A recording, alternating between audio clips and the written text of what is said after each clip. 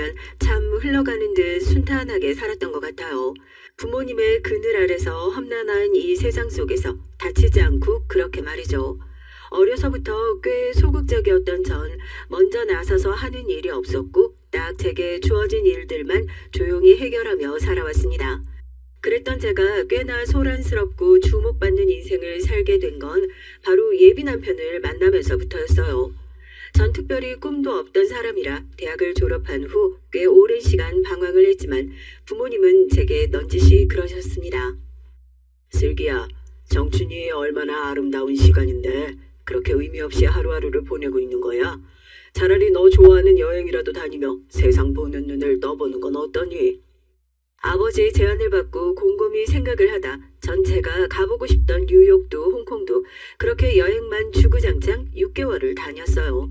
아버지의 바람이 이게 맞는진 모르겠지만 확실히 여러 나라를 돌아다니며 다양한 인종의 사람들을 만나보니 성격 자체가 바뀌게 됐죠.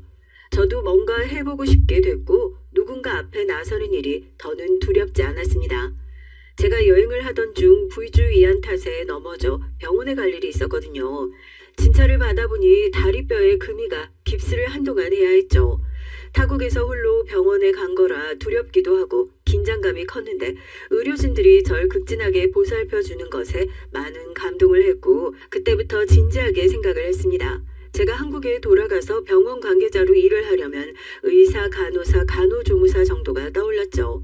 그런데 의사와 간호사는 20대 후반을 달리고 있던 중 시도하기엔 다소 무리가 있다고 생각했어요. 어떻게든 하면 할 수는 있을지 모르겠지만 긴 시간 다시 펜을 잡고 공부를 하고 싶지 않았습니다. 그래서 전 한국에 돌아가 간호조무사 자격증을 따기 위해 1년 정도 노력을 했어요. 학원을 다니며 수업을 듣고 또 종합병원과 개인병원에 실습을 나갔고 끝으로 필기시험에 합격을 해서 자격증을 취득할 수 있었습니다. 부모님께서는 이왕 그렇게 마음먹은 거 간호사 준비를 하는 게 어떻겠냐고 하셨지만 전 간호조무사여도 충분했습니다. 자격증을 취득한 후엔 강남권에서 꽤 유명한 내과에 취업을 해 일을 하고 있었어요. 병원 관계자의 일원으로 하루하루 환자분들을 케어하는 것은 너무나 신이 났습니다. 활력이 없던 제 인생의 활력소 같은 존재였죠. 그렇게 병원에서 일을 하며 연말을 보내고 새해를 맞이하길 수차례 반복하니 어느덧 홍기가 꽉 차버렸더라고요. 인생은 참 선택의 연속이고 도전의 연속인 듯 했습니다. 꿈이 없던 제가 꿈을 찾아 즐겁게 인생을 살아내니 이젠 또 결혼이라는 제도가 남아있었죠. 물론 저 역시 결혼을 해서 좋은 제 가정을 꾸리고 싶었지만 점점 마음이 조급해지긴 했어요. 그러나 늘 제가 생각하길 조급하게 굴면 이루어지는 건 아무것도 없다고 생각을 하며 살았기에 최대한 마음을 비우려 애를 썼어요. 평소와 같은 하루를 보내던 중 한 남성 환자분이 제게 쪽지를 건넸습니다. 안녕하세요. 갑작스럽게 제 마음을 표현해서 진심이 보이지 않을까 걱정스럽지만 그래도 전해야겠습니다. 몇 번 진료를 오면서 제 마음을 확인할 수 있게 됐어요. 전 슬기 씨와 사적으로 만나고 싶습니다.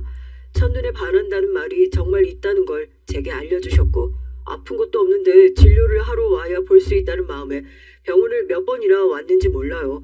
정말 이상한 사람 아니고 한 달을 넘도록 고민하다가 겨우 이 쪽지 전하는 거라 제 진심을 알아주시면 좋겠습니다. 오늘 저녁 퇴근하시고 저랑 밥 한 끼 하시지 않을래요? 이런 손편지를 받아본 것이 참 오랜만이기도 했고 누군가 한 달가량 절 마음에 품고 있었다는 사실에 배시시 웃음이 났죠. 그의 마음을 제게 어떻게 고백하면 오해를 사지 않을지 진심이 닿을지 고민했던 것들이 떠올라 귀엽기도 했어요. 그러나 환자와 사적인 만남을 갖는 건 추후 제게 좋지 않은 영향을 미칠 수도 있다는 생각에 전 정중하게 거절을 했습니다. 민석 씨, 이렇게 편지 주셔서 감사합니다. 진심은 충분히 느껴졌어요. 다만 환자분들과 사적인 만남은 하지 않아요. 좋은 마음만 잘 받겠습니다. 슬기 씨 얼굴이라도 보고 말이라도 하려면 병원에 와서 환자로 진료받는 길밖에 없었어요. 저 진짜 환자도 아니고 정말 슬기 씨 보려고 환자인 척 한 거니까 사적으로 만나는 거 문제 없지 않을까요? 정중하게 거절하길 수차례가 반복됐지만 신기할 정도로 절 향한 구애는 멈추지 않았어요. 살면서 누군가 이렇게까지 저와 밥 한 끼 먹겠다고 애원하는 것이 처음이라 그의 진실하고 간절한 마음이 제게도 닿게 됐죠. 결국 전 사적으로 만남을 갖게 됐습니다. 함께 식사도 하고 커피도 마셔보니 참 진중함 속에 유머러스함이 묻어나 있더군요. 점점 만날수록 이 사람에 대한 마음이 긍정적으로 흘러가고 있었어요. 5번째 만남을 갔던 날 예쁜 꽃다발과 함께 고백을 받았고 진중하게 만남을 이어가기로 했죠. 그때 예비 남편은 제게 고백할 것이 있다며 호소를 하기 시작했습니다. 사실은 내 직업이 의사야. 당신이 병원에서 일을 하고 있으니 잘 알겠지만 의사라는 직함 때문에 나랑 만나보려고 어떻게든 내 돈 뜯어내려고 접근하는 여자들이 셀 수 없이 많았어.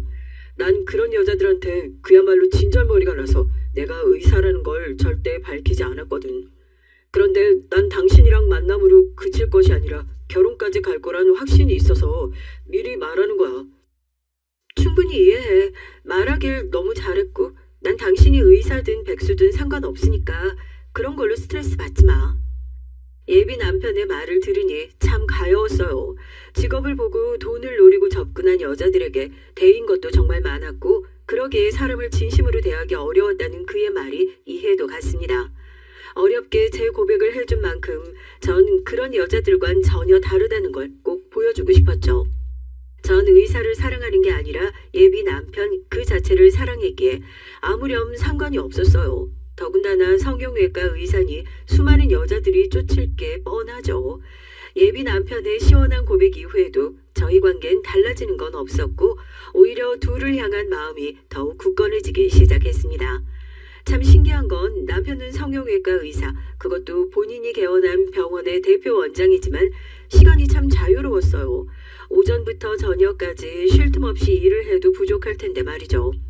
제 병원 점심시간에 찾아와 함께 식사를 하기도 하고 방향이 다른데도 불구하고 아침에 출근을 시켜주기도 했습니다.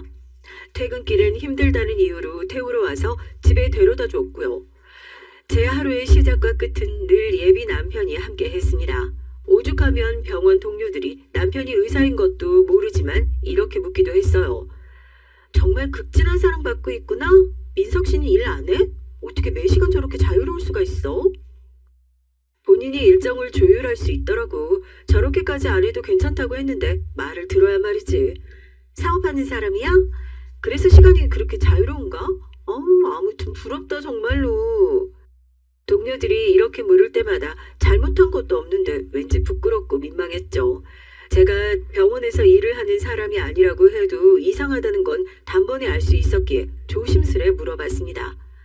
혹시 나 때문에 일부러 병원 스케줄 다 미루는 건 아니죠?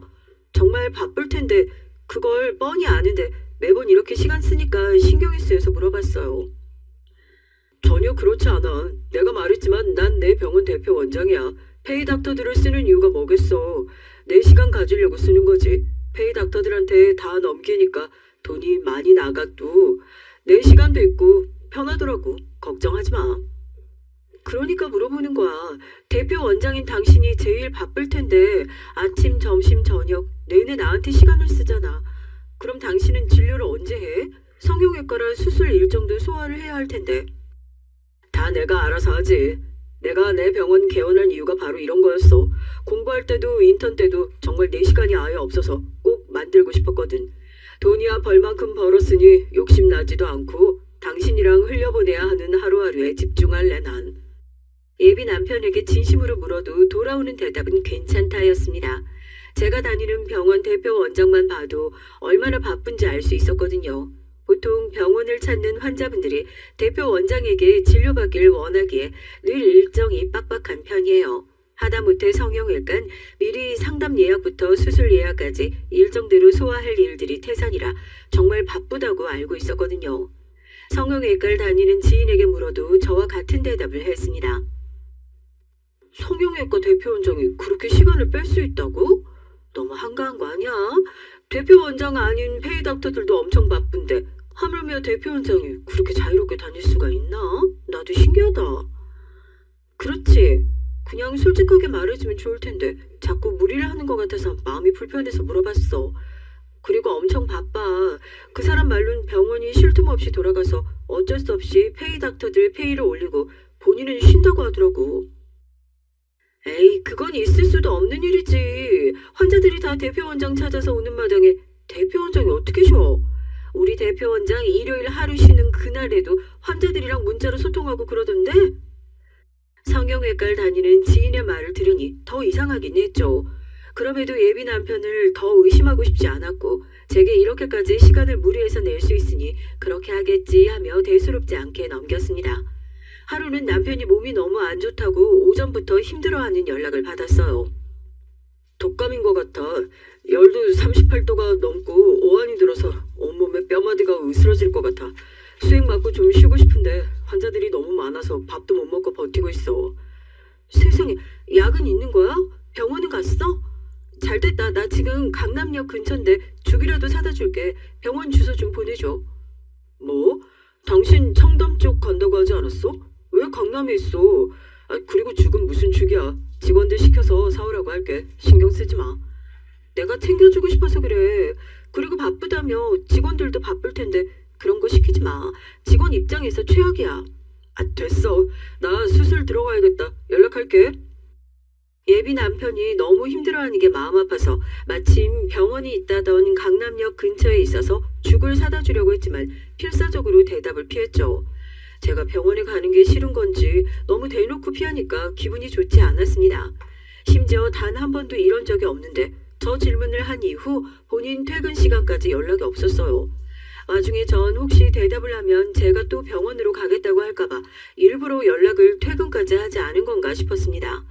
이유가 뭐든 점점 남편에 대한 의구심은 커져갔고 그럴수록 전 제 스스로를 진정시켰어요. 이렇게 찝찝함은 계속 있었지만 한편으로는 예비 남편의 병원을 너무 싫어해서 가볼 생각을 하지 않기로 했어요. 늘 병원에 대한 부정적인 얘기와 본인이 그동안 의사라는 이유로 당하고 살았던 억울한 얘기를 늘어놨거든요. 그런 말을 지속적으로 들으니 제 스스로도 저 사람에게 병원에 대한 부담을 주면 안 된다고 생각을 하기도 했습니다. 이런 게 요즘 말로 가스라이팅이구나 뒤늦게 깨달은 게 문제였죠. 한참 병원에 대한 의심이 커지다 잠잠해졌을 무렵 또다시 신경 쓸 일이 생겼어요. 남편은 그야말로 결혼을 못해 안달난 사람처럼 굴었습니다. 4개월의 만남을 가졌을 무렵 매 순간에 저희 대화는 결혼이었어요. 우리 결혼하면 어디서 살까? 당신 병원이 관악구 쪽인데 강남에서 살아도 출퇴근 괜찮겠어? 이왕이면 한강뷰에서 살까? 어떤 게 좋아? 무슨 벌써 집을 생각해. 아직 이르지. 미리미리 준비해야 정말 준비할 때 막힘없이 술술 할 수 있는 거야. 결혼 준비하면서 그렇게 싸운다고 하잖아. 우린 그런 일 없게 미리미리 준비하자. 민석 씨 기분 나쁘게 듣지 말고 들어줘. 우리 아직 결혼하기로 한 적도 없고 서로 이렇게 좋은 마음으로 만나가고 있는 거잖아. 물론 민석 씨랑 결혼 안 하겠단 말도 아니야. 애매한 말 해서 미안한데 아직은 서로 좋은 만남을 유지하는 게 맞다고 생각해. 자꾸 결혼을 빗대어 모든 상황을 말하니까 좀 부담스럽게 느껴져서. 자꾸만 모든 상황을 결혼에 대입시키는 게 부담스러워 솔직하게 말을 했어요. 솔직하게 말을 하긴 했지만 혹여나 상처를 받을까 걱정을 했습니다. 그러나 예비 남편의 대답은 놀라웠어요. 생각이 다를 수는 있고 속도가 다를 수 있어. 그렇지만 결국 우리는 한 곳을 바라보고 같이 걸어갈 거야. 난 확신해. 예비 남편의 말은 결국 제가 마음을 돌려 서둘러 결혼을 할 것이다 라는 강한 확신이 들어있었습니다. 여기서 더 말이 길어지면 안 좋을 것 같아 그만했어요. 그리고 정확히 일주일 후 돌아온 주말에 전 프로포즈를 받았습니다. 굳이 강원도 바다를 보러 가자며 절 데리고 길을 나섰어요. 굳이라고 표현한 건 제가 전날에도 늦게까지 일을 했고 일요일 하루를 쉴 수 있었습니다. 그 한 주가 제겐 조금 힘든 주라 일요일엔 늦잠도 자고 천천히 만나자고 약속을 했었죠. 강원도에 너무 보여주고 싶은 것이 있다며 절 데리고 갔고 그렇게 한 펜션에 도착을 했어요. 도착을 하자마자 피곤하지 않냐며 제게 방 안을 들어가자고 했고 조금 황당했죠. 여기까지 와서 잠을 자게 할 거면 뭐하러 데리고 왔을까 하는 생각이 들었거든요. 그러나 신랑이 하고 싶지도 않을 만큼 피곤해서 전 정말 잠을 자버렸습니다. 한참을 자고 일어나니까 눈앞에 예비 남편이 있었고 절 데리고 방 밖으로 나갔어요. 그곳엔 풍선과 촛불이 한가득 있었고 나와 결혼해 줄래 문구를 봤습니다. 슬기야, 우리 4개월간 정말 많은 일들이 있었지. 무엇보다 서로 알아가기에 너무 충분했던 시간이었던 것 같아. 살면서 너 같은 여자를 얼마나 바라고 또 바랐는지 몰라. 내 인생에 2번 다시 너 같은 여자는 없을 거라 확신해서 난 슬기 널 잡아야겠어. 불완전한 연인 관계 말고 서로를 바라보며 한 곳을 향해 안정적으로 달려갈 결혼하자 우리. 평생 손에 물 안 묻히게 해줄게. 이런 뻔한 약속하지 않을게. 다만 이거 하나는 약속할게. 슬기 네가 앞으로 사는 동안 남편인 날 믿고 뭐든 할 수 있도록 내가 다 지원하고 함께 할게. 예비 남편의 갑작스러운 프로포즈는 너무 당황스러웠어요. 불과 일주일 전에 분명 아직 결혼은 부담스럽다는 제 입장을 말했는데 이게 무슨 일인가 싶었죠. 좋게 말하면 할수록 오히려 오해가 쌓이는 것 같아 저는 확실하게 말을 해줘야겠다 싶었습니다. 우선 고마워. 근데 분명 우리 일주일 전에 대화를 충분히 했다고 생각했는데 아닌가? 난 아직 결혼은 부담스럽다고 조금 더 서로 시간을 보내보자고 말했던 것 같아. 그 마음이 지금도 마찬가지로 똑같고 한평생을 살아야 할 사람을 어떻게 4개월만 보고 그 관계를 결정할 수 있겠어. 아직은 시기상조야. 미안해. 정말 큰 상처를 주는구나. 슬기, 네가 나한테 우리가 어차피 결혼을 할 관계라고 생각하는데 아니야? 4개월이든 1년이든 그게 뭐가 중요해. 우리 2사람 마음이 어떤지가 중요한 거지. 자꾸 거절만 하지 말고 좋은 걸 생각해봐. 우리가 빨리 결혼을 하면 할수록 서로 더 안정적인 상황에서 지낼 수 있는 거고 무엇보다 난 슬기 너랑 하루도 떨어지기 싫다고. 결혼이란 걸 그렇게 단순한 감정으로 선택할 문제는 아니잖아. 내가 말했지만 적어도 사계절은 서로 겪어보고 결정하는 게 맞는 것 같아. 당신이랑 같은 마음이고 결혼을 안 하겠다는 생각을 한 적은 없어. 그렇지만 정말 중요한 일이니까 서로 조금 더 시간을 두고 결정하자는 거야. 최대한 상처를 받지 않도록 예비 남편에게 조심스레 제 마음을 고백했지만 제 말을 들은 예비 남편은 크게 분노를 했습니다. 도대체 뭐가 그렇게 문제인 건데? 나에 대한 확신이 없어? 내가 의사잖아. 내 병원 꾸리고 있는 의사잖아. 경제적으로도 안정적이고 내가 너를 향한 마음도 이렇게 큰데 왜 나랑 결혼을 안 하겠다는 거야? 내가 말 안 했나? 우리 부모님도 경제적으로 아주 풍족하셔. 그야말로 당신은 나랑 결혼하면 진짜 땡 잡은 건데 왜 싫냐고. 말을 너무 선 넘어서 하네. 여기서 그만 멈추는 게 좋겠어. 내가 당신 경제적인 걸 보고 직업 보고 만나는 것도 아니고 저런 말들은 다 불필요한 것 같아. 나 또한 내 입장을 다 말했는데 그걸 무시하고 당신 멋대로 하는 거 정말 불편해. 앞으로 이렇게 독단적으로 일 벌이지 말아줘. 당신은 결국 날 진심으로 사랑하지 않는 거야. 그러니까 이렇게 할 수 있었겠지. 정말 실망이다. 아무리 말을 해도 제 말을 이해하지 못했고 결국 사이는 벌어졌어요. 프로포즈를 하고 거의 일주일은 제 연락조차 제대로 받지 않았습니다. 처음엔 저도 예비 남편에게 많이 화가 나 있어서 냅뒀죠. 그런데 점점 시간이 지날수록 마음이 불편하고 생각이 많아지기 시작했어요. 저 역시 그 일을 결혼 상대로 생각할 정도로 사랑을 했기에 아무래도 먼저 나서서 풀어야겠다 싶었습니다. 진지하게 다시 결혼에 대한 얘기를 나누고자 했고 그제야 연락을 받았죠. 그렇게 만나 서로에 대한 마음을 솔직하게 고백했습니다. 난 당신과 결혼하고 싶을 정도로 너무 당신을 사랑하고 이 마음은 진심이야. 다만 시간이 필요했던 건 우리가 결혼을 할 정도로 서로에 대해 아는 게 너무 없다는 것 때문에 시간을 두고 천천히 알아가고 싶었던 것뿐이야. 적어도 사계절을 보면 어느 정도 알 수 있지 않을까 하는 그런 마음이었어. 그런 마음이라면 나한테 솔직하게 말을 하지 그랬어. 그런 게 문제였다면 아무 문제 없어.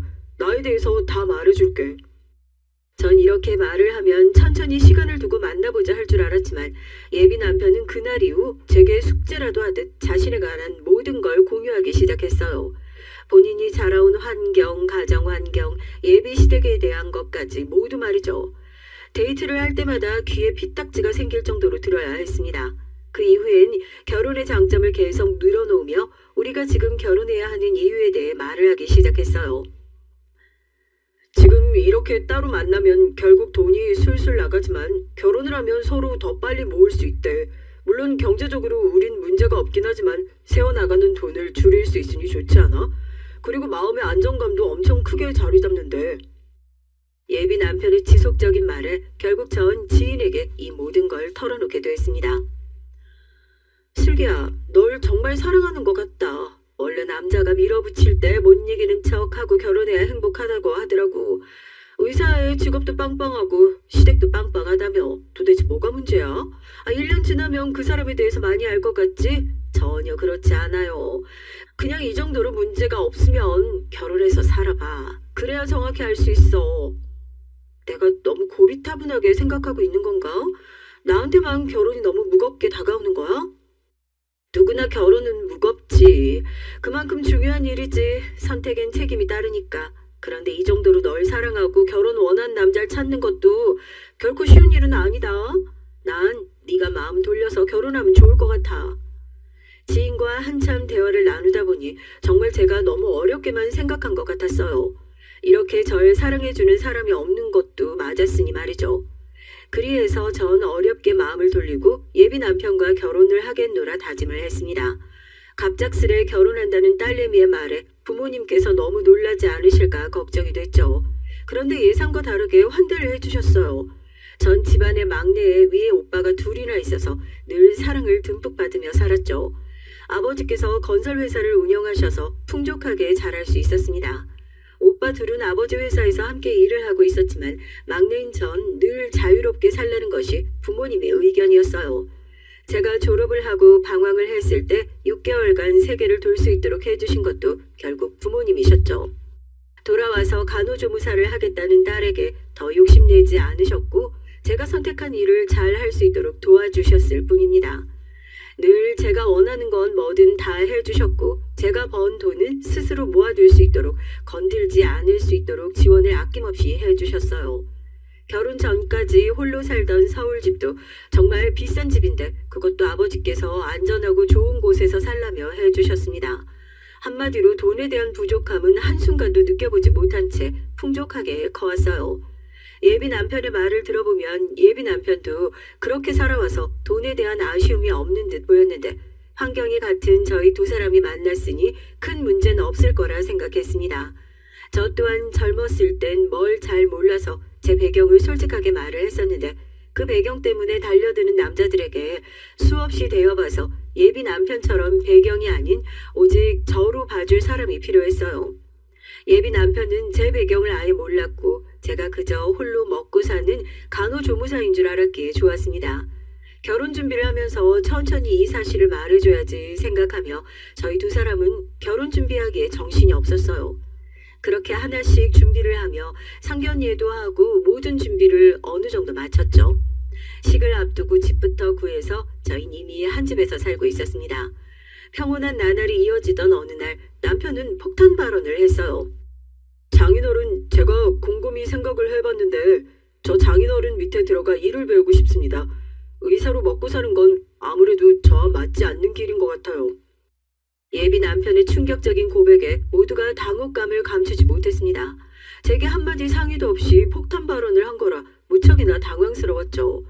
그렇게 어렵게 된 의사를 포기하고 아버지 회사로 들어간다는 걸 말리고 싶었어요. 그러나 예비 남편을 너무 좋게 보신 아버지의 생각은 달랐습니다.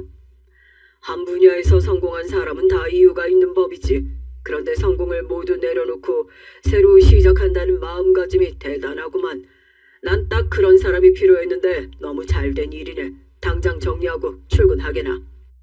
정말 감사합니다. 최선을 다해 정말 믿어주신 것 이상으로 보여드릴게요. 그래, 너무 무리할 필요 없어. 그저 있는 그대로 잘 따라와주면 그만이네. 아버지와 예비 남편의 대화는 긍정적으로 흘러갔고 결국 의사 직함을 내려놓게 됐어요. 아무래도 전 정말 이해할 수가 없어서 예비 남편과 다투게 됐습니다. 난 도대체 왜 갑자기 의사를 그만둔다고 하는 건지 이해할 수가 없어. 조건도 그쪽이 더 좋고 당신이 잘하는 일이잖아. 그리고 어떻게 나한테 한마디 상의도 안 하고 이렇게 폭탄 발언을 할 수가 있어? 우리가 정말 부부가 맞긴 해? 아직 식을 올리기 전이라서 그러는 거야? 내가 다 생각에 있어서 그런 결정한 거야. 막말로 당신이 집안 막내로 사랑받고 그러고 있긴 하지만 두 형님께서 장인어른 회사에 자리를 크게 잡고 계신데 당신한테 떨어지는 게 있을 것 같아? 그리고 가장 중요한 건 내 어릴 적부터 꿈이었어. 어쩌다 보니 다들 선망하는 의사로 살고 있지만 말이야. 그럼 적어도 나한테 상의라도 해줬어야지. 내가 얼마나 당황스러웠는지 알아? 아버지랑 이미 대화도 끝났는데 내가 말하면 뭐 하겠어? 아무튼 난 정말 기분이 좋지 않았어. 앞으로 이런 중대한 일이든 사소한 일이든 꼭 나랑 상의하고 결정해줘. 기분이 좋지 않았고 걱정스러웠지만 이미 결정한 이상 제가 바꿀 수 있는 것도 아무것도 없었어요. 그래도 다행인 건 예비 남편이 아버지를 살갑게 잘 챙긴다는 것이었죠. 자식인 저도 그렇게 못하는데 사우나도 함께 가고 골프 치러도 가고 아버지가 좋아하시는 건 모두 함께 하려 노력을 많이 해서 고마웠습니다. 저희 친정관 참 잘 지냈지만 예비시댁은 분위기가 또 달랐어요. 시아버지께선 저희에게 딱히 관심이 없으셔서 그런지 얼굴 한번 뵙고 그 이후로는 보지도 못했고요. 따로 연락도 안 해도 된다며 연락처도 주지 않으셨습니다. 혹여나 제가 실수를 한 건 아닌지 걱정했는데 그런 게 아니라 정말 저희 인생 알아서 잘 살길 바라는 마음에 뒤로 물러서서 계셔 주셨던 거예요. 이와 반대로 시어머니는 저희에게 관심이 너무나 많았습니다. 하나부터 열까지 사소한 것부터 모든 것을 공유하려고 하셨죠. 시어머니는 굉장히 우아하고 교양 있는 걸 선호하시던 분이라 그런지 늘 강조하셨어요.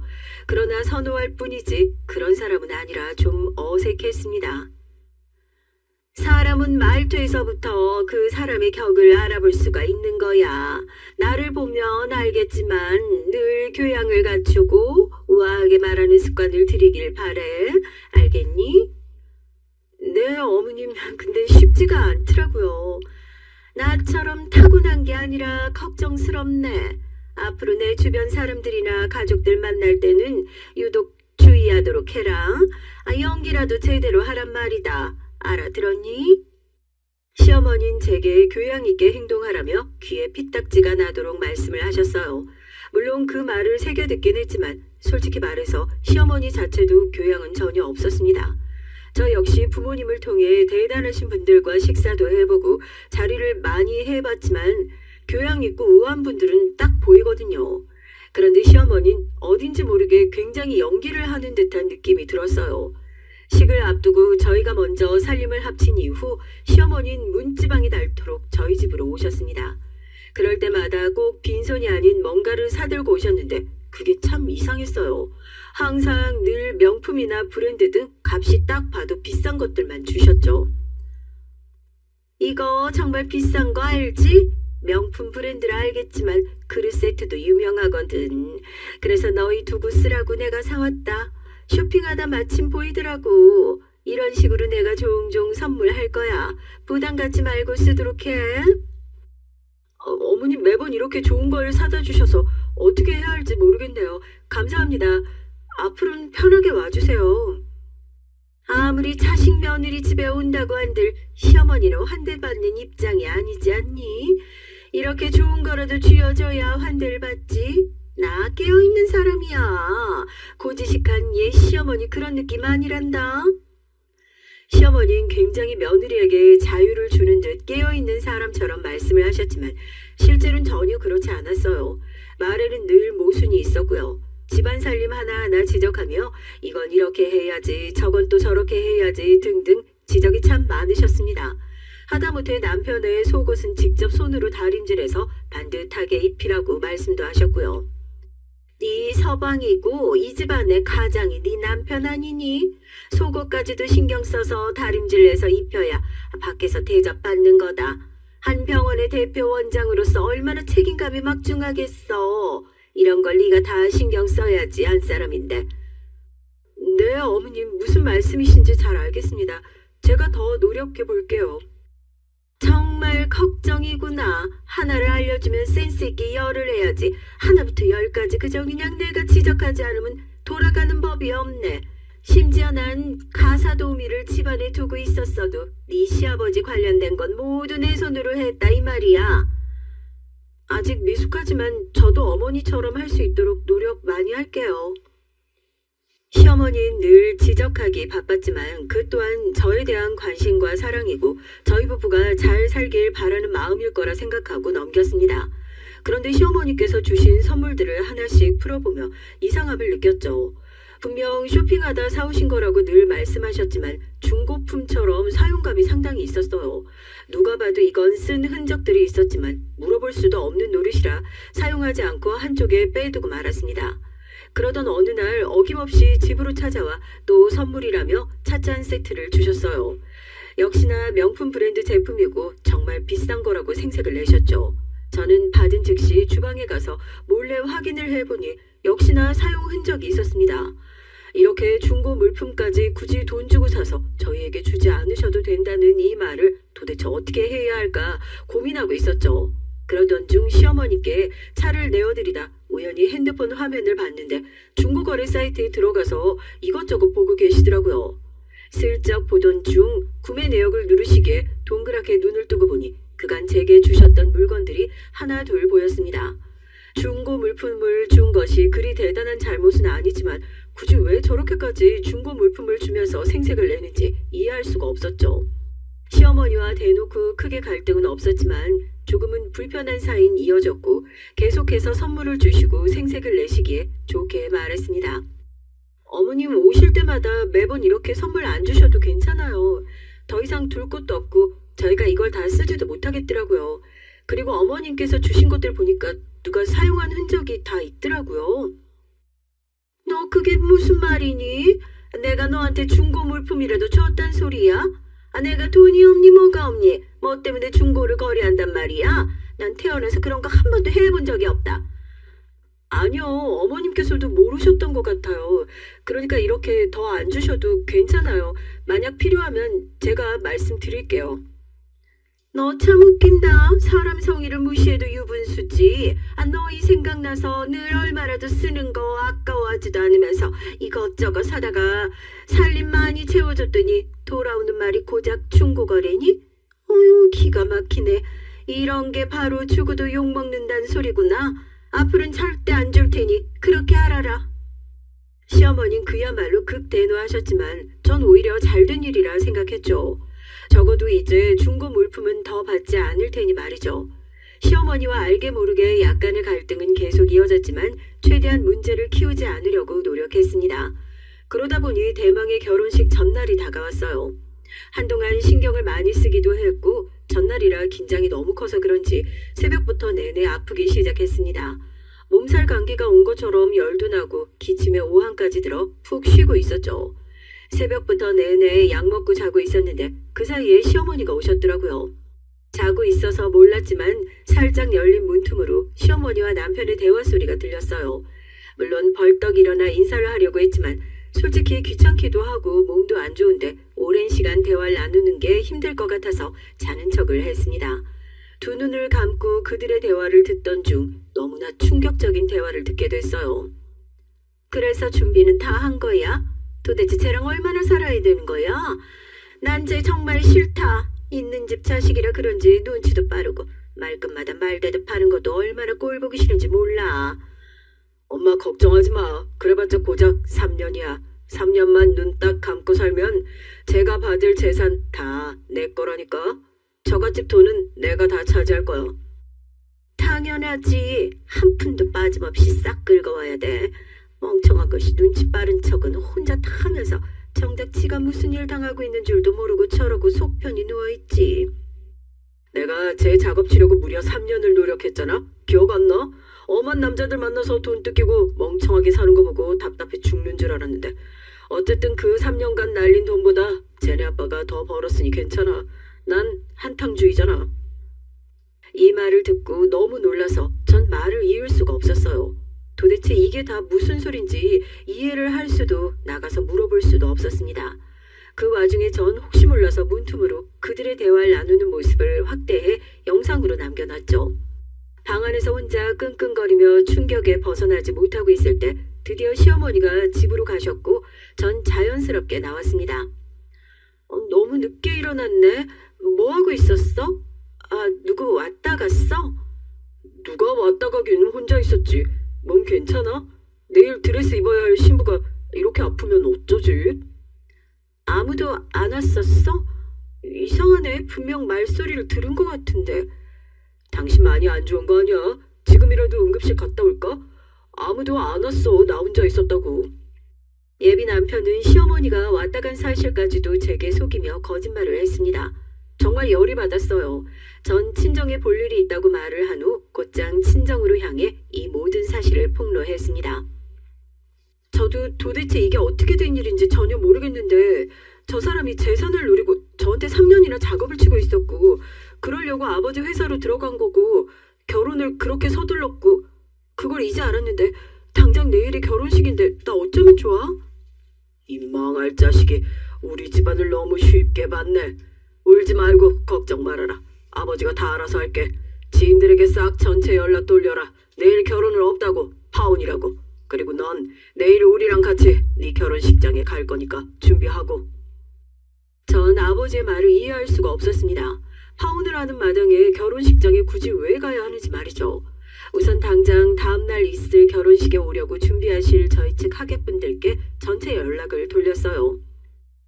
안녕하세요. 김슬기입니다.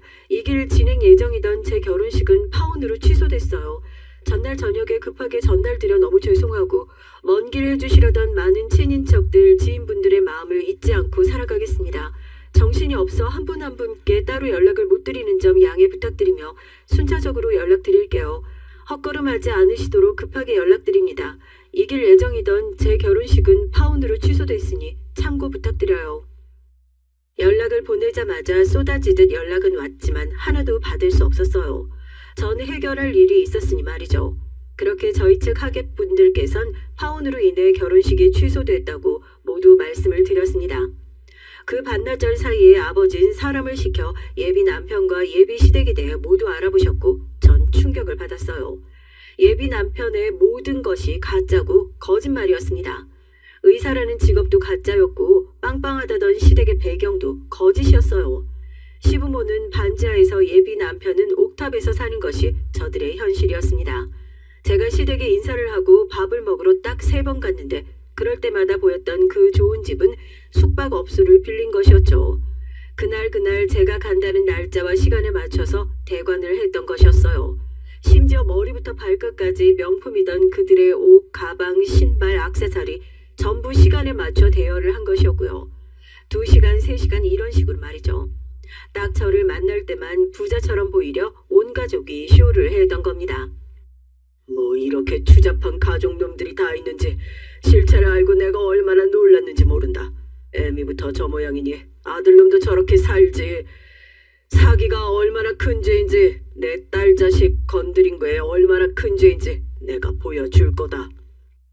아버지는 그야말로 머리끝까지 화가 나셨어요. 그렇게 결혼식 당일에 전 새빨간 원피스와 구두, 새빨간 립스틱을 바르고 제 결혼식으로 부모님과 함께 향했습니다. 전날 친정에 간 이후부터 당일까지 온종일 연락이 없던 절 안절부절 못하며 찾고 있는 예비 남편의 모습과 그 옆에서 난리를 치고 있는 시어머니의 모습이 멀리서 보였죠. 전 그제서야 연락을 해줬습니다. 나 몸이 안 좋아서 잠들었더라고. 따로 준비하고 친정 부모님이랑 같이 식장 가는 길이니까 걱정하지 말고 식 순서대로 해줘. 우리 측 하객분들께 내가 시간 잘못 고지해서 다들 이제야 가는 중이라 우리 측 하객은 없을 거야. 우리도 차가 막혀서 딱 맞춰서 도착할 것 같으니까 신랑 입장부터 천천히 해줘. 도대체 식 당일에 이게 무슨 일이야? 당신처럼 꼼꼼한 사람이 왜 이런 큰 실수를 해? 우리 어머니한테 얼마나 싫은 소리를 들으려고 그래? 아무튼 서둘러서 와. 모양새가 이게 웃기잖아. 그렇게 저와 부모님은 멀리서 제 결혼식을 보고 있었고 드디어 신랑 입장을 하더라고요. 뭐가 좋다고 방실방실 웃으며 입장을 하는 예비 신랑의 모습을 보는데 뒤통수를 한 대 때려주고 싶었습니다. 신랑 입장 후 신부 입장 차례가 됐을 때 전 버진로드 끝에 있는 커다란 문에 섰어요. 그리고 사회자가 신부 입장을 크게 외쳤을 때 문이 활짝 열렸고 버진로드 끝으로 걸어갔습니다. 새빨간 제 모습에 모두들 놀라 웅성웅성거릴 때 마이크를 들고 말했죠. 안녕하세요. 여기 와주신 저 인간 하객분들 중에 거짓이 없는지 모르겠네요.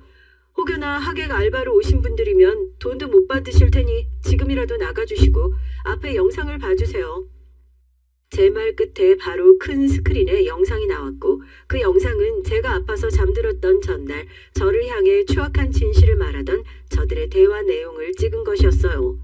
그 영상 영상 속엔 저들이 얼마나 추악한지 다 나와 있었기에 제가 따로 부연 설명을 할 것도 없었습니다. 친인척의 지인들까지 다 모인 자리니 그야말로 난리가 났죠. 영상이 끝난 후 비로소 전 버진 로드를 걸었고 마이크 들고 다시 한번 모든 걸 정리해서 말했습니다. 만난 지 고작 4개월째 저한테 결혼을 하자고 난리를 치더라고요. 본인은 의사지만 직함 보고 달려드는 여자들 때문에 힘든 삶을 살았다나 뭐래나. 1년을 지켜보자는 제 말에 분노해서 난리치며 한 말이 시댁이 빵빵해서 우리가 사는 것에 아무런 문제가 없다고 하더라고요. 조후 의사지만 제 아버지 건설회사로 들어와 일을 하고 싶다고 하루아침에 때려치운 척 연기하며 들어온 인간이 바로 이 인간이에요. 사기뿐 아니라 강압적으로 투자하기를 요구해 뜯어간 2억 원에 추후 갚는다며 갖은 핑계를 빌려간 2억 5천만 원에 저희 아버지 회사에서 몰래 횡령한 1억 원까지 받아내려고요. 지금 당장 또한 혼인빙자 사기에 그 전에 본인이 다른 여자들에게 잘못한 것까지 추가적으로 다 같이 고소하려고 해요. 슬기야, 지금 이게 무슨 짓이야? 너 미쳤어? 우선 나랑 얘기를 좀 해보자. 내가 너 같은 버러지랑 무슨 대화를 해? 네가 그렇게 중요하게 생각하던 수준 기억 안 나? 너랑 내 수준은 하늘과 땅 차인데 감히 함부로 내 이름을 부르네? 정신 차려. 넌 이제 수갑찰 인생이야. 처음이 아니라 무섭지도 않나? 그럼 이건 어때? 너 이제 빼도 박도 못하고 교도소 행이야. 요즘은 콩값도 비싸서 콩밥도 많이 안 나온다는데 좋아하는 콩 실컷 못 먹어서 어쩌지? 제 말에 식장은 그야말로 난리도 아니었어요. 한참 예비 남편과 대화를 하는 중에 중간에 시어머니가 혼주석을 박차고 버진 로드로 올라와서 말을 하더군요. 이게 다 무슨 짓이야? 네가 착각을 해도 단단히 한 것 같은데 내 아들은 그런 적이 없어. 다 내 잘못이라고 알아들어? 말끝마다 알아들어라고 하시는데요. 아줌마 정신 좀 차리세요. 제가 고작 저딴 대화 하나로 여기까지 온 것 같아요? 아줌마랑 아줌마 아들놈 이미 사기 전과를 집행유예 중이던데 그것도 몰랐을까 봐요? 그냥 모자가 사이좋게 교도소 가서 살다 오세요. 물론 나올 때쯤 계속 추가적으로 고소해 줄 테니. 제 말이 끝나고 버진 로드로 형사들이 걸어왔고 저들을 현장에서 연행됐습니다. 예비 남편 측 하객들은 술렁이며 모두 사진과 영상으로 순간을 남겼고요. 그렇게 아주 제대로 그들에게 골탕을 먹인 후 저희 가족은 집으로 돌아왔어요. 하마터면 제 인생을 통째로 날릴 뻔해서 정말 걱정이 많았지만 그래도 이렇게 시원하게 복수를 해서 좋았죠. 저와 가족들은 받은 충격에서 벗어나려 노력하는 하루하루를 보냈고 저들은 합의를 해달라며 빌고 또 빌었습니다. 저희 측 변호사를 통해 들은 얘기들은 늘 같았어요. 제발 합의해달라고, 선처를 해달라며 징역 살기 싫다는 말이었죠. 저희는 어떠한 말에도 꿈쩍하지 않았고 오히려 더 큰 죄를 추가시키려 노력했습니다. 사기 전과 있는 인간이 과연 저한테만 이랬을까 싶어서 찾아보니 무수히도 많은 피해 여성들이 나왔고 전 앞장서서 저 인간을 고소할 수 있도록 도왔어요. 일부만 해도 저 모자는 즉시 구치소행으로 3년형을 받았는데 추가적으로 계속 같은 사기로 고소가 들어오니 재판을 또 받고 형이 늘어나고 반복하고 있습니다. 하루는 저한테 편지가 왔더라고요. 슬기야, 내가 정말 잘못했다. 사람 잘못 건드렸고 내가 어리석었어. 나 같은 놈 평생 이렇게 살던 놈이라 개벌은 남 못 줬다. 이런 나 있고 그냥 편히 살아줄래? 제발 이제 멈춰줘. 이러다 고작 사기인데 10년을 넘게 살겠어. 보아하니 아직도 정신을 못 차린 듯한 저 말들에 전 정신을 차릴 수 있도록 해줘야겠더라고요. 본인이 저지른 일에 대한 책임을 지고 있는 것인데 꼭 제가 본인을 잊지 못해 이러고 있는 줄 아는 게 참으로 역겨웠습니다. 도대체 그 돌 같은 머리로 어떻게 사기를 쳤는지 모르겠네. 내가 널 못 잊어서 이러고 있는 것 같아? 전혀 아니야. 너 같은 게 뭐라고 내가? 감히 날 건드린 죄, 내 집안을 건드린 죄를 넌 받고 있는 거야. 앞으로도 네가 피해준 여성이든 남성이든 찾아올 거고 나오는 족족 우리 집안 변호사에게 넘겨서 네 형량 늘어나게 할 거야. 어쩌면 네 애민 거기서 살다가 저 세상 갈 수도 있겠다. 내가 죽어서도 너랑 합의해줄 의향은 없으니 꿈 깨고 살아. 거기가 네 집이니까. 이렇게 편지로 답장을 해주고 나니 그 뒤로는 합의를 요구하는 연락을 하지 않았어요. 절 제외한 피해 여성들에겐 여전히 편지를 돌리고 있었지만 말이죠. 피해 여성들도 당한 게 워낙 많다 보니 결코 합의를 해주지 않았고 최고 고통스럽길 바라는 마음 같았습니다. 그렇게 벌을 주니 그제야 제가 살 것 같았어요. 한동안 다니던 병원을 그만두고 무작정 길게 여행을 다녀왔죠. 그렇게 여행을 다니다 보니 마음도 많이 비워지고 지난날의 제 무지함도 알겠더라고요. 무엇보다 제가 정말 하고 싶은 일이 뭔지 알게 됐어요. 저는 간호조무사가 아닌 심리상담사로 일을 하게 됐고요. 저처럼 마음이 다치고 힘든 일이 있는 분들을 돕고 싶었고 그게 제가 바라던 일이더라고요. 누군가 저로 인해 회복이 됐고 행복하다는 말을 들으면 제가 사는 의미가 느껴지더라고요. 이번 일을 겪으며 알게 된 사실이긴 하지만 지금의 제 삶은 너무도 만족스럽습니다. 저 또한 큰일을 겪으며 트라우마도 마음의 상처도 있었지만 이게 또 다른 누군가에겐 도움이 될 수도 있다는 게 기뻐요. 아마 당분간은 지금처럼 결혼과 연애에 대한 생각 없이 남을 위해 또 저를 위해 살 것 같습니다. 이게 어쩌면 제 인생에 맞는 일이 아닐까 싶거든요.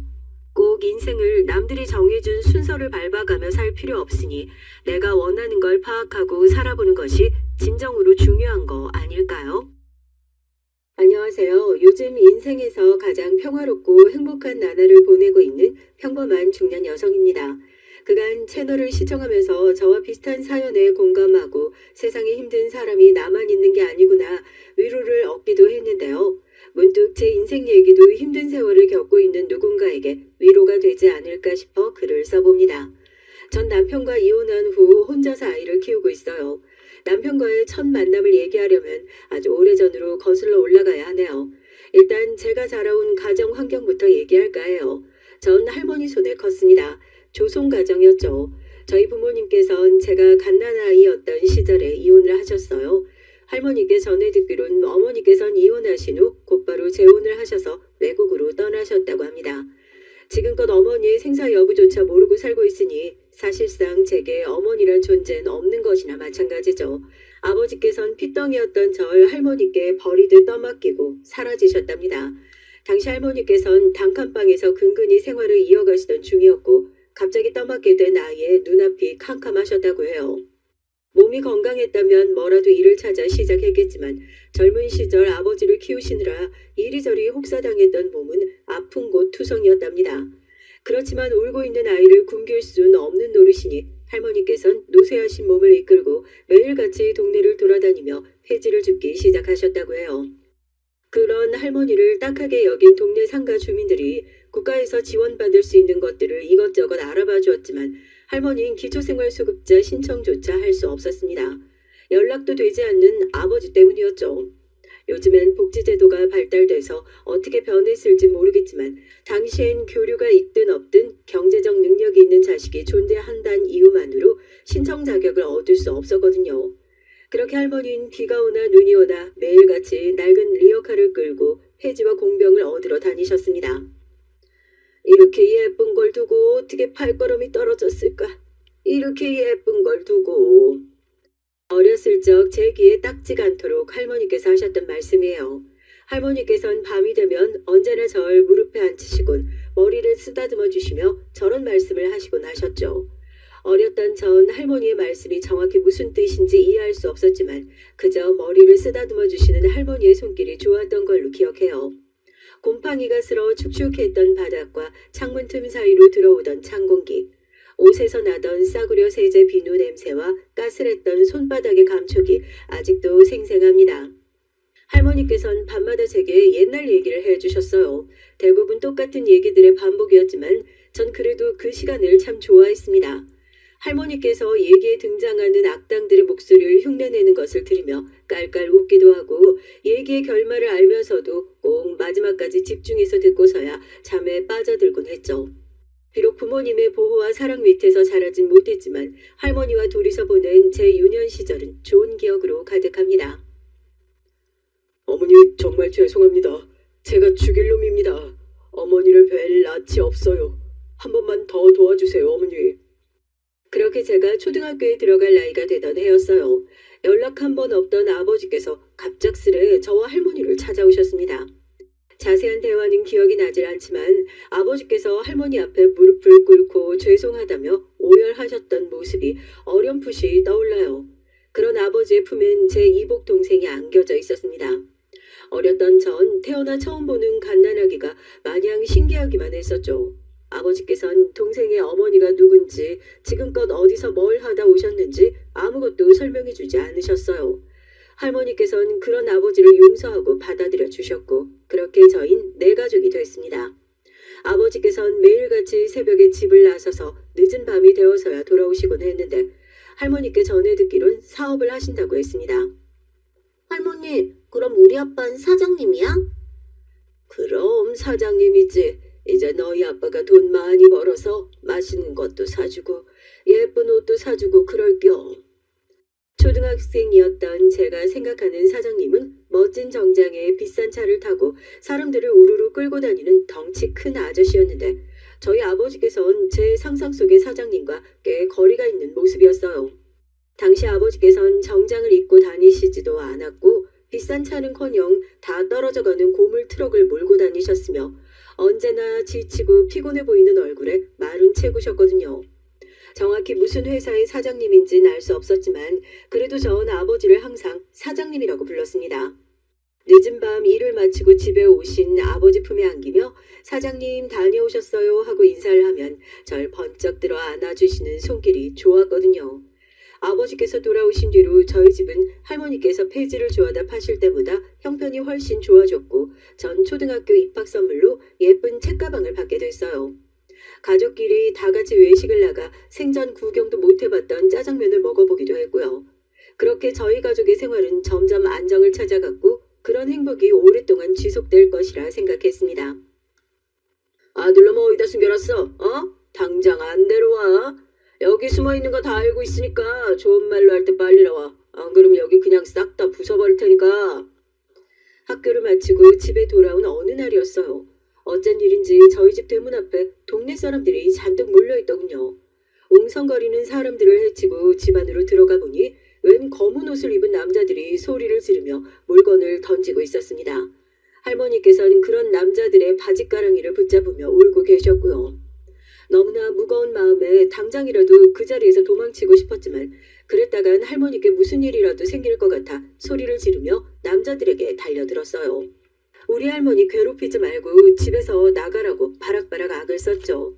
당연히 그 남자들에겐 씨알도 먹히지 않을 소리였고, 한 남자가 들고 있던 강목을 제게 휘두르려 하자 할머니께선 다급하게 몸을 날리셨습니다. 그대로 허리를 세게 얻어맞으신 할머니께선 신음소리를 내시며 앞으로 엎어지셨고, 저와 동생은 엉엉 울며 할머니께 달려들었어요. 그때 밖에 서 있던 사람들 중 누군가 신고를 했는지 경찰차 소리가 들려왔고, 남자들은 혀를 차며 도망치듯 사라져버렸죠. 집안은 난장판이 됐고, 할머니께서는 그 뒤로 한동안 허리가 아파 거동조차 제대로 하지 못하셨습니다. 당연히 아버지께서는 집에 돌아오시지 않았고요. 그렇게 전 두 번째로 아버지께 버림받았어요. 집을 찾아왔던 남자들은 빚쟁이라고 했습니다. 아버지께서 정확히 무슨 일을 하셨는지는 알 수 없었지만 아마도 그들에게 돈을 빌려 사업을 하시다 일이 잘못되자 종적을 감추고 사라지신 것 같았어요. 남자들은 그 뒤로도 틈만 나면 저희 집을 찾아와 행패를 부렸고, 그럴 때마다 집안은 풍비박산이 났어요. 사라졌던 아들이 돌아와 빚쟁이들과 아이를 떠맡기고 도망갔다는 소식은 금세 주변 이웃들에게 퍼졌습니다. 그렇지 않아도 아픈 몸을 이끌고 폐지를 지우러 다니시는 할머니를 안쓰럽게 여겼던 이웃들은 따뜻하게도 도움의 손길을 내밀어 주셨어요. 그중 가장 저희 가족을 챙겨주셨던 분은 바로 옆집 사시던 세탁소 아주머니셨습니다. 아주머니께선 남편과 둘이서 살고 계셨는데 딸이 한 명 있었지만 오래전 사고로 먼저 하늘로 떠나갔다고 했어요. 그래서 그런지 저와 동생을 보면 본인 딸이 생각나신다며 어머니처럼 저희를 챙겨주시곤 하셨죠. 중학교에 입학하고 나선 아주머니 곁에서 세탁소 일을 곁눈질로 배우기 시작했습니다. 그중 제가 가장 재밌어야 했던 건 수선일이었어요. 아주머니께서는 제가 손재주가 좋다며 바느질을 깔끔하고 빠르게 잘한다고 칭찬해 주시곤 하셨죠. 당시 전 학교 공부보다 아주머니와 세탁소 일을 하는 것이 훨씬 즐겁고, 학교가 마치고 나면 불이 나게 달려와 아주머니를 돕느라 공부는 뒷전이었어요. 할머니께서는 그런 저를 보며 학생이 공부를 해야지 쓸데없는 데 시간을 쓴다며 혀를 차셨지만 그때부터 전 재봉사라는 꿈을 키우기 시작했습니다. 아주머니께서는 당시 작은 세탁소를 운영하고 계셨지만 조금 더 젊었을 시절엔 커다란 양장점에서 재봉사로 일하셨다고 해요.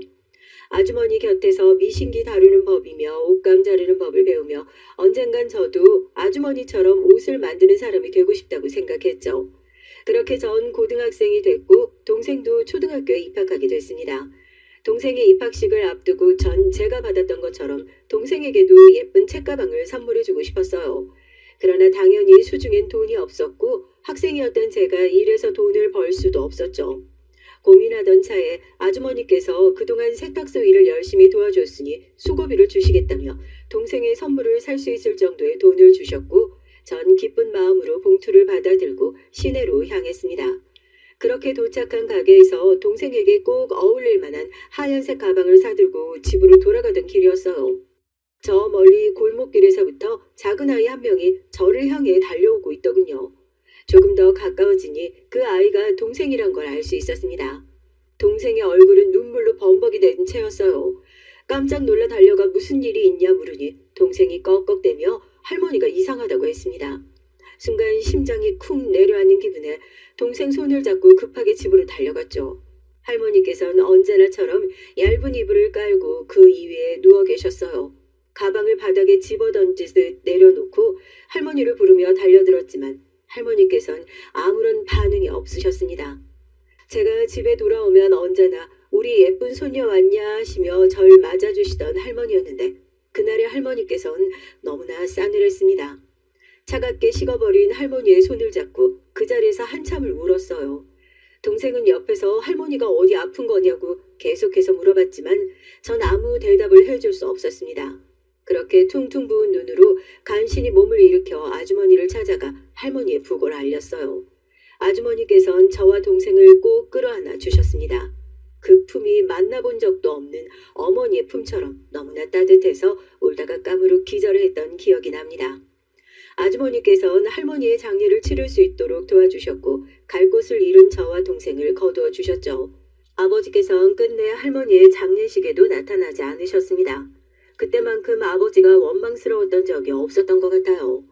갓난아이였던 절 버리고 가셨을 때도 삐덩이 같은 동생과 빚쟁이들을 떠맡기고 도망가셨던 때도 아버지가 마냥 원망스럽지만은 않았었는데 고생만 하시다 허무하게 돌아가신 할머니의 영정사진 앞에선 아버지가 참 많이 밉더라고요. 저희를 거두어 주신 아주머니 덕에 당장 길거리 신세는 면했지만 아주머니께서 운영하시던 세탁소도 그리 장사가 잘 되는 편은 아니었습니다.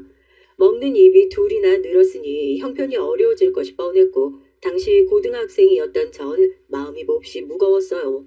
아주머니께서는 너희를 처음 봤을 때부터 이렇게 될 운명일 줄 알았다며 친엄마처럼 생각하고 편히 지내라 하셨지만 전 차마 그럴 수 없었습니다. 아주머니께서 됐다며 손사래를 치셔도 매일같이 수선 일이며 옷 배달이며 세탁소 일을 도왔고 동생에게 아주머니께선 우리 어머니가 아니시니 우리를 돌봐주시는 것만으로도 항상 감사하다는 마음을 가져야 한다고 주의를 줬어요. 그러나 초등학생이었던 동생이 얼마나 그 말을 잘 이해했겠어요. 동생은 반찬 투정을 하거나 다른 친구들이 학교에 좋은 물건을 가지고 오면 자신도 그것이 갖고 싶다며 떼를 쓰고는 했습니다. 그럴 때마다 아주머니께서는 인자하게 웃으며 동생을 달래주셨지만 전 마음 한켠이 너무나 불편했어요. 그렇게 전 고등학교를 졸업하자마자 숙식 제공이 되는 봉제 공장 일자리를 찾아 아주머니 댁을 떠나게 됐습니다. 초등학생이었던 동생을 공장에 데려갈 수는 없었기에 너무나 죄송하지만 한동안 동생을 아주머니 댁에 맡기게 됐어요. 언니도 나 버리고 가는 거야? 엄마랑 아빠도 나 버렸는데 언니까지 나 버리는 거야? 내가 말 잘 들을게. 투정도 안 하고 뭐 사달라고 말도 안 할 테니까 언니 나 버리고 가지 마. 나랑 같이 가. 어린 나이였지만 동생은 부모님께서 자신을 버리고 떠나셨던 사실을 알고 있었습니다. 제가 짐을 싸서 아주머니 댁을 떠나던 날 동생은 동네가 떠나가라 제 바지가랑이를 붙잡고 울었어요. 말 잘 들을 테니 제발 자신도 데리고 가달라면서요. 그런 동생의 모습을 보니 마음이 미어지는 것 같았습니다. 그러나 전 동생을 데리고 갈 수 없는 상황이었고 대신 동생과 새끼손가락을 걸고 약속을 했어요. 언니, 절대 너 버리고 가는 거 아니야. 우리 동생이 얼마나 예쁜데 언니가 널 버리고 가? 아주 잠깐 아주머니랑 지내고 있으면 언니가 돈 많이 벌어서 꼭 데리러 올게. 그때까지 아주머니 말씀 잘 듣고 반찬 투정도 하지 말고 공부도 열심히 하고. 알았지? 동생은 눈물로 범벅이 된 얼굴로 꼭 엄지손가락 도장을 찍었습니다. 그런 동생을 두고 차마 발걸음이 떨어지지 않았지만 결국 전 그렇게 봉제 공장에 들어가게 됐어요. 공장 일은 생각했던 것보다 더 힘들었습니다. 아주머니께서 어깨너머로 일을 배우긴 했지만 매일같이 물려드는 물량을 빠르게 처리하기엔 택도 없는 수준이었어요. 남들은 1시간 만에 끝낼 일을 저는 2시간에 걸려서 끝냈고 항상 가장 마지막까지 남아 미신기를 돌렸습니다. 그렇게 1달, 2달, 3달 시간이 흘렀고 시간이 약이라고 같은 일을 계속해서 반복하다 보니 어느 정도 일의 속도가 붙기 시작했어요. 주어진 업무를 끝내고 남은 시간은 제가 만들고 싶었던 옷을 만들어 보며 연습을 하기도 했죠. 숙식이 제공되는 공장이었기에 대부분의 월급은 그대로 통장에 들어갔습니다. 간간히 아주머니 댁을 찾아 동생의 생활비 명목으로 돈 봉투를 드리기도 했지만 아주머니께서는 언제나 한사코 거절하셨고요. 대신 동생을 데리고 나가 맛있는 것도 사주고 예쁜 옷도 사 입혀주면서요. 오랜만에 만나는 동생은 언제나 밝은 얼굴로 학교에서 있었던 일을 조잘조잘 얘기해줬고 그런 동생과 함께하는 외출은 제게 거의 유일한 행복이었습니다. 요즘 걔랑 대화하기가 좀 힘들어. 중학교 들어가더니 사춘기가 왔는지 말만 걸려고 하면 방으로 휙 들어가 버리고 학교도 안 가려고 하고 얼마 전엔 담임선생님한테 전화가 왔는데 학교 친구들이랑 어울리기 힘들어하는 것 같더라. 너 걱정할까봐 말 안 하고 있었는데 네가 와서 얘기 좀 해보면 어떻겠니? 어느 날 걸려온 아주머니의 전화에 심장이 철렁 내려앉는 기분이었어요. 그날 공장 일을 무슨 정신으로 했는지 모르게 마친 후 아주머니 댁으로 향했습니다. 도착한 집에 동생은 없었고 아주머니께서는 애가 집에 돌아올 시간이 한참 지났는데 어디서 뭘 하고 있는지 모르겠다며 연락이 더 안 되면 경찰에 실종 신고를 할 생각이었다고 하셨어요. 순간 생각나는 장소에 자리를 박차고 뛰어나갔죠. 어렸을 적부터 제 동생을 자주 데리고 가던 곳이 있었거든요. 예상대로 동생은 그 자리에 앉아 있었어요. 동네가 한눈에 내려다 보이는 오르막길 꼭대기였죠. 언제나 밤늦게 돌아오시던 할머니를 기다리며 항상 동생과 그 장소에서 할머니 찾기 놀이를 했었거든요. 너 거기서 뭐해? 아주머니가 걱정하셔. 지금 시간이 몇 시인데. 내가 아주머니 말씀 잘 듣고 공부도 잘하고 있으랬잖아. 왜 언니 말을 안 들어? 응? 제 목소리에 깜짝 놀라 뒤를 돌아본 동생의 얼굴은 흘러내린 눈물과 상처들로 엉망이 되어 있었어요. 저도 덩달아 놀라 급하게 동생에게 달려갔죠. 학교에서 무슨 일이 있었냐, 누가 이런 거냐 물으니 한참 동안 대답 없이 엉엉 울기만 하던 동생은 망설이다 입을 열었습니다. 나 학교에서 애들을 괴롭혀. 부모도 없고 가난하다고. 남의 집에 얹혀 산다고. 언니, 나 데리고 가주면 안 돼? 나 언니랑 같이 살고 싶어. 언니랑 같이 살면 나 공부도 열심히 하고 언니 속도 안 썩일게.